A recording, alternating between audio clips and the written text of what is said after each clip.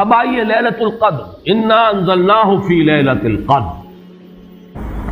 اس قدر سے مراد کیا ہے؟ اس کے ضمن میں تین آراء ہیں کہ جو ملتی ہیں، دو بہت مشہور ہیں، تیسری ذرا ایک شاذ رائے ہے، لیکن یہ کہ بہرحال وہ بھی میں چاہتا ہوں کہ آپ کے علم میں آ جائے۔ قدر سے مراد ایک تو یہ ہے کہ یہ تقدیر الامور، یہ گویا کہ تقدیر کی رات ہے۔ لیلۃ القدر یعنی وہ رات جس میں تقدیر الامور، تمام معاملات جو ہیں ان کا معاملہ طے کر دیا جاتا ہے۔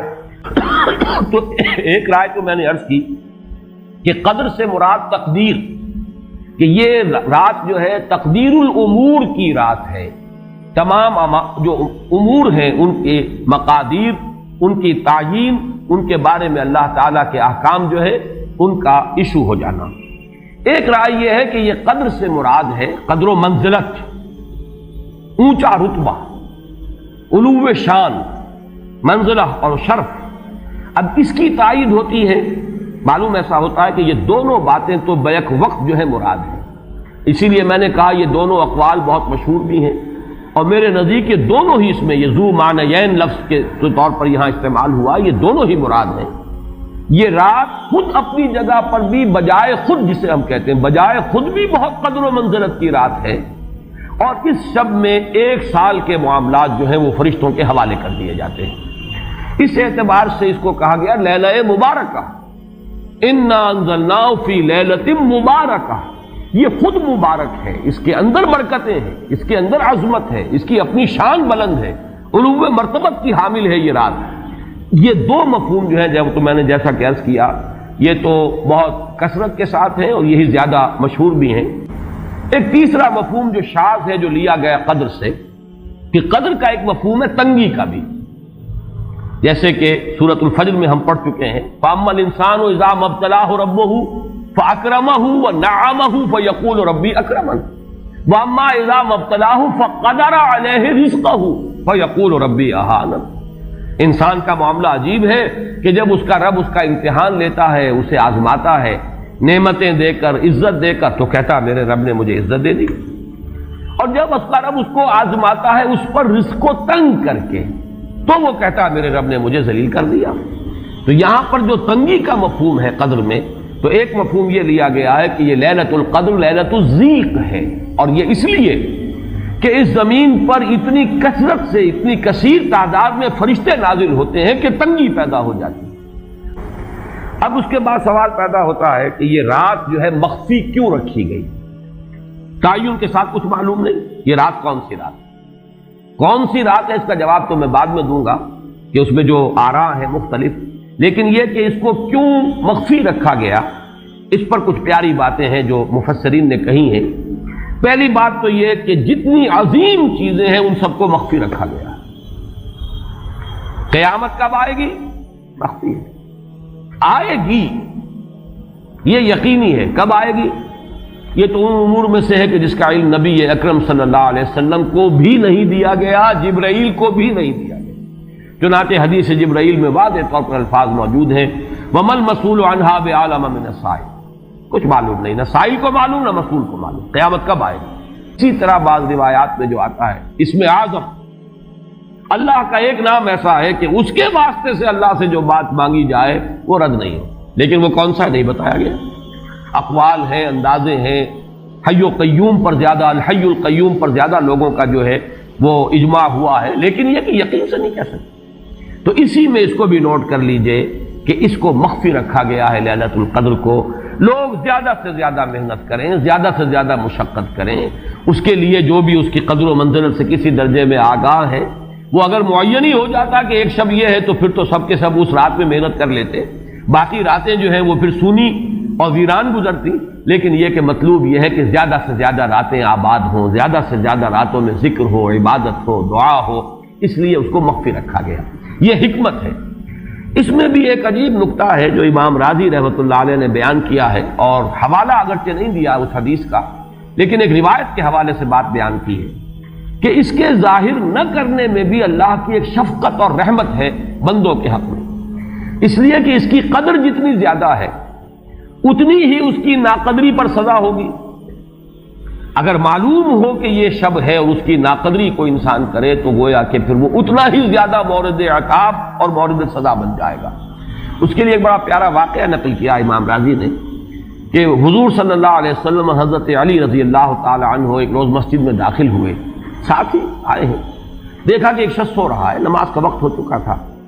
حضور نے حضرت علی سے فرمایا کہ اسے جگا دو، اسے ہوش میں لے آؤ تاکہ یہ وضو کرے، نماز کے لیے تیاری کرے۔ حضرت علی نے امتثال امر کیا، جا کر جگا دیا۔ لیکن پھر ایک سوال کیا حضرت علی نے کہ حضور آپ تو خود نیکی کے کاموں میں بہت سبقت فرمانے والے ہیں، سباق بالخیر یہ لفظ ہے، سبقت کرنے والے بہت کثرت کے ساتھ، تو آپ نے یہ جو ہے یہ کام خود کیوں نہیں فرمایا اور مجھے کیوں اس کے لیے آپ نے حکم دیا؟ آپ خود بھی اسے جگا سکتے تھے۔ آپ نے فرمایا کہ تم اس کی حکمت کو سمجھ لو، میرے جگانے پر اگر وہ نہ جاگتا اور انکار کر دیتا تو کفر ہو جاتا اس کے حق میں، اور تمہارے جگانے پر اگر کوئی تساہل سے بھی وہ کام لیتا تو وہ کفر نہ ہوتا۔ تو یہ ایک فرق ہے کہ اللہ تعالیٰ کی طرف سے ایک شفقت ہے کہ حضور صلی اللہ علیہ وسلم جگاتے اور کسی درجے میں وہ انکار کر دیتا۔ کبھی ایسا بھی ہوتا آدمی نیند میں ہے اور وہ کہتا جاؤ جاؤ مجھے آرام کرنے دو، تو اگر میرے ساتھ یہ معاملہ ہوتا تو وہ کفر کے درجے کو پہنچ جاتی بات، لیکن اگر تمہارے ساتھ یہ معاملہ ہو بھی جاتا تو اس درجے شدید نہ ہوتا۔ تو گویا کہ حضور نے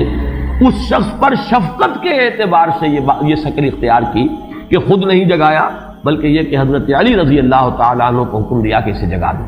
تو یہ نقطہ کہ لیلۃ القدر کے اخفاء میں یہ بات بھی ہے کہ اگر اس کو عیاں کر دیا جاتا، معین کر دیا جاتا، تو پھر جو لوگ اس سے غافل رہتے پھر وہ بہت سخت ناقدری کا ارتکاب کرتے اور بڑی سزا کے مستوجب ہو جاتے۔ اب آپ چھٹی بحث ہے کہ وہ رات کون سی ہے۔ اجماع ہے کہ یہ رمضان مبارک ہی کی ایک شب، لیکن رمضان مبارک کی کون سی شب ہے اس پر بعض مفسرین نے تو لکھا ہے کہ 40 قول ہیں۔ چنانچہ صاحب تفسیر مظہری قاضی ثناء اللہ پانی پتی نے، میں نے وہ تفصیل تو نہیں پڑھی، کہ 40 قول نقل، لیکن امام راضی نے جو 9 قول نقل کیے ہیں وہ میں تیزی کے ساتھ آپ کو سنا دیتا ہوں۔ ابن رزین رحمہ اللہ کا قول یہ ہے کہ رمضان کی پہلی شب ہے۔ حضرت حسن بصری رحمت اللہ علیہ یہ ہے تابعین میں سے، اس لیے میں رضی اللہ عنہ نہیں کہہ رہا، رحمت اللہ علیہ۔ حضرت حسن بصری رحمت اللہ علیہ کی رائے ہے کہ یہ 17ویں شب ہے، یعنی وہ شب کہ پھر جس کے اگلے دن جو ہے وہ غزوہ بدر ہوا ہے، یوم الفرقان۔ حضرت انس رضی اللہ تعالی عنہ مرفوعاً روایت کرتے ہیں کہ یہ 19ویں شب ہے۔ محمد بن اسحاق جو بہت بڑے سیرت نگار ہیں حضور کے، ان کا قول ہے کہ یہ 21ویں شب ہے۔ حضرت عبداللہ ابن عباس رضی اللہ تعالی عنہما سے قول جو ہے مروی ہے کہ یہ 23ویں شب ہے۔ حضرت عبداللہ ابن مسعود رضی اللہ تعالی عنہ سے مروی ہے کہ یہ 24ویں شب ہے، اور اس کو میں ذرا اہمیت دیتا ہوں اس لیے کہ 24ویں شب جو ہے سورہ علق کی ابتدائی آیات کے نزول کے ضمن میں کچھ حساب کتاب کے جوڑنے سے 24ویں اور 25ویں شب کا بھی معاملہ جڑتا ہے، جو کہ میں نے آپ کو سورہ علق کے درس کے دوران بتایا تھا۔ اس کے بعد حضرت ابو ذر غفاری رضی اللہ تعالیٰ عنہ کا قول ہے کہ یہ 25ویں شب ہے۔ اس کے بعد حضرت ابی ابن کعب رضی اللہ تعالیٰ عنہ کا قول ہے، یہ وہ ہے جن کو کہ حضور نے خود فرمایا کہ اقرأہم ابی ابن کعب،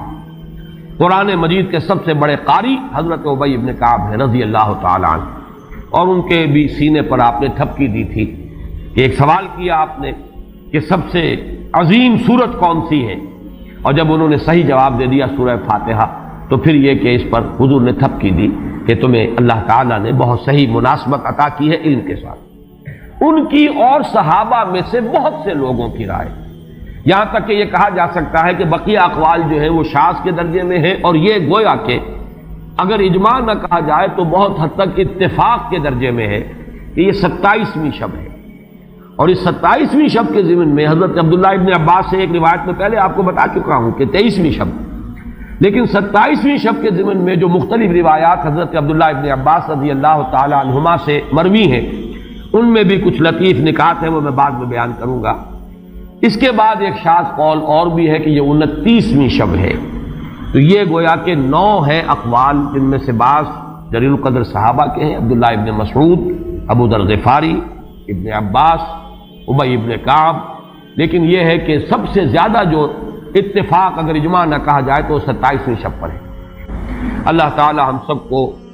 یہ لیلہ قدر اور لیلہ مبارکہ جو ہے اس کی برکات سے اور اس کی قدر و منزلت سے اور اس کے خیرات و حسنات سے متمتع ہونے کی توفیق عطا فرمائے۔